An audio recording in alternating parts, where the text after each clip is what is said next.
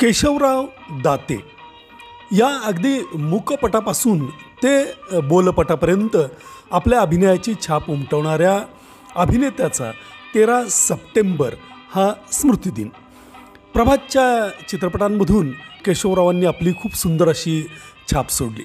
खास करून कुंकू या चित्रपटामध्ये त्यांनी अभिनयाचा एक मानदंड स्थापित केला. त्यानंतर मग शेजारी, डॉक्टर कोटनिस्की, अमर कहानी, झनक झनक पायल बाजे, नवरंग, गीत गाया पत्थरोने अशा प्रभातच्या चित्रपटांमधून ते अगदी ठसठशीतपणे दिसून आले. त्यांचं खरं प्रेम रंगमंचावरती होतं. त्यामुळं नाटकांमधूनही त्यांनी मोठ्या प्रमाणावर कामं केली आणि आपली स्वतःची नाट्यसंस्था चालवण्याचाही प्रयत्न केला. मात्र अभिनय आणि नाट्यसंस्था चालवणं हे दोन्ही त्यांना जड गेलं.